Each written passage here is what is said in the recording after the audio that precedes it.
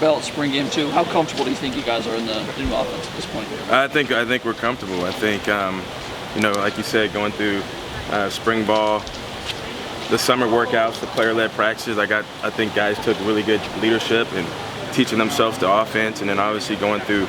I think it was today's day 16, day 17 to camp. We got a good, pretty understanding of what's going on. Troy Franklin got a lot of praise from Lanning and Kenny. Just what have you seen from him this fall camp in terms of getting consistent? Growth. You know what I mean? I think, like those guys in that room, they take advantage of coming in the meeting room every day, and treating it like it's a game. And we're putting them in situations to where, when they do get on the field, they know exactly what's happening. But Troy, he just stayed after practice today, got his catches in.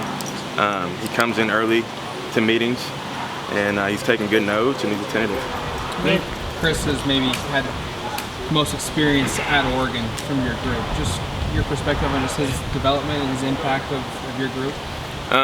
Chris, like you said, he's been here a while. I think the growth, I think he's maturing. It is. This is year 3 for him, I think it is. In understanding the system. Chris is doing a really good job. He's coming to work every day. He's staying after. He's catching the footballs. He's catching tennis balls in the room. He's coming in for extra time with Coach Lockett and, getting down the plays and the scheme, and he's done a really good job. What about Caleb's impact, and just what did you like about him to add him into your room this offseason? Caleb, he's a vet, right? He's played a lot of college football. And, just being able to bring, that workman-like mentality to the room. In practice, he competes. He's a big body, and he's a joy to be around. He fits right in. Coach Lanning has been using this comparison of going to the doctor and getting a prescription. After looking at that scrimmage, what do you describe it as? I thought last week was a good week. The best way to describe it was growth. You know what I mean? That we had to fight through some adversity. Practice got hard. We didn't have some of the we had some ups and downs, some peaks and valleys with practice. But the good thing, like Coach Lanning says, going to the doctor, these guys come back in the evening and they're ready to learn. They know what to expect. You guys haven't specifically started thinking about Georgia at some, but do you have a sense of just how eager your receiver group is for that challenge of going against the reigning national champions? I mean, yeah, they're eager. We're all eager to get there, but we understand we're going to be where our feet are right now and be present, and just worry about us getting better at the moment. Seven said that he's really starting to feel comfortable in that receiver role after kind of learning the position in spring and over the fall camp. What have you seen from him these past couple of weeks as he really starts to grow and utilize all of those skills that he has? I think this, and I'm going to say it again, these guys come into work every day. They come into meetings. They come early. They put in the extra time. They know they can't just show up and play football, and no one can. They're all about putting in the extra work, and I think that's an attribute to why Seven's game is getting better. He's improving and developing at the position of receiver. Do you have a kind of number in your mind at this point of how many guys you want to rotate with this year? No, I don't have a number right now. I mean, it's a good group, good deep group. How different is that depth compared to spring junior? Where, you had 7 guys, now it's closer to 11, maybe even 12. Filling out a 2 deep at times is hard, depending on who's available in the spring compared to now you're 3 deep plus. Yeah, again, it's competition, right? But the cool thing is all these guys, they get along, they're tight, they're a close-knit group, and they make each other better. So I don't have an exact number right now. In the spring help just as well, just get acclimated and coming early, right? I mean, that's not easy in its own way, but coming early and getting here before the rest of the kids in this class, it's obviously helped them a lot. How important was it to get Chase Cole, and what have you seen that maybe added that you weren't even expecting? He's a leader. I mean, he's done it. He's a vet. He's a pro. It's funny because those guys in that room lean on Chase a lot because he has a lot of experience, and I think that's what he brings to the room. And he's a good dude, really good dude. He's a football guy. He's like the quarterback out there. Going back through your career a bit, Junior, I don't think you've had the overhauled position quite as dramatically as this, at least not at this level, where you had to bring multiple transfers in, multiple young guys in at one single offseason. What has this process been like for you? Where, like I said, the spring of this is a thinner group. Now you've got some guys where there's a lot more certainty, it would appear, in the depth chart by way of experience and things. You answered a lot of questions, but when you're overhauling a position group, what is that experience? I wouldn't really say it was an overhaul, right? I mean, those guys in the room have, for the most part, the nucleus of the room has been there. So we just added a few pieces, and those guys, we added the right pieces. And I think that's the most important piece. We had the right pieces to where, it makes the connection a little bit easier.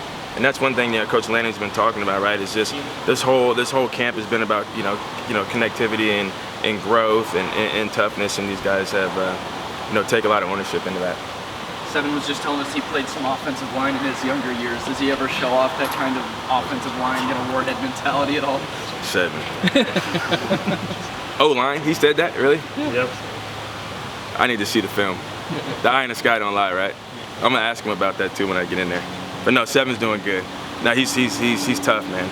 He's tough, and like I said, we talk about connection, toughness, and growth, and sacrifices, and he's really been tough throughout camp. Kyler Cass, for someone that jumps to the 22 class, he's a young guy coming in here. What have you seen from him as he kind of acclimates to the college game this fall camp?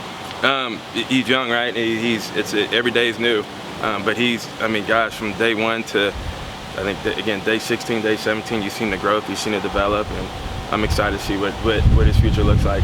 Where's he started off for you, Junior? Is it X, Z? Where's he's kind of? All these guys kind of play all over, you know what I mean? So, we'll figure it out when when the time comes. That's the best thing. We just throw the book at them and we teach them it, and we'll see where they fit. Have you coached many guys who've reclassified like that? That's kind of unusual, right? No, it's my first one. Yeah, it's my first one. So it's our first one. But no, it's pretty cool. That says a lot about who he is and the sacrifice he made. To skip his senior year and be able to come here and play and get straight to college. That says a lot about who he is and and his family. What did you see that you thought like, hey, yeah, you can do this. You can stay swimming and not sink? The way when you get to know these kids, right? You get to know their background, you get to know their moms, their dad, the siblings, where their home. And he comes from a good background, right? His dad played NFL football, and like his upbringing, man. Like I knew that he can come here and he wouldn't flinch, and he hasn't flinched since. Kenny was giving Troy a lot of love for consistency so far in camp. He's been really consistent. Yeah. How do you define it? Is that consistent because no drops? Is that consistent because of the time he puts in? How do you define consistency? He just so happens to be making a play every day. You know what I mean? He shows up every day. That's consistency, right? And but again, he had a good summer too, right? And that's what happens. Has it been sort of a similar thing with Dante? I know we had much of a chance to ask you about him. Yeah, Dante's been he's been really good. Gosh, Dante put in a lot of work this summer, and he's making plays. He made a few plays out there for us today. Dante is one of those guys that literally lives in the receiver room. Like every time I'm coming in there, he's sitting at the computer and he's watching something. He's the guy the night before, a practice or a meeting the next day. He's the one that's texting the group like, hey, could we get the install for tomorrow? He's one of those type of guys. So I enjoy being around Dante. He's a great kid. Where Isaiah Brevard and Josh Delgado, just where are they kind of role-wise right now in your room? Yeah, Josh is doing. Chachi is. I know we talked about Troy being probably one of the most consistent guys, but right on his bumper is Josh Delgado. He's got a high football IQ. There's a guy in the room that challenges me as a coach that asks a lot of questions and a lot of good questions. It's Josh Delgado, and he's made a lot of plays this camp, as well as Isaiah Brevard. Coach. Yeah, good. No, appreciate you guys. Yeah.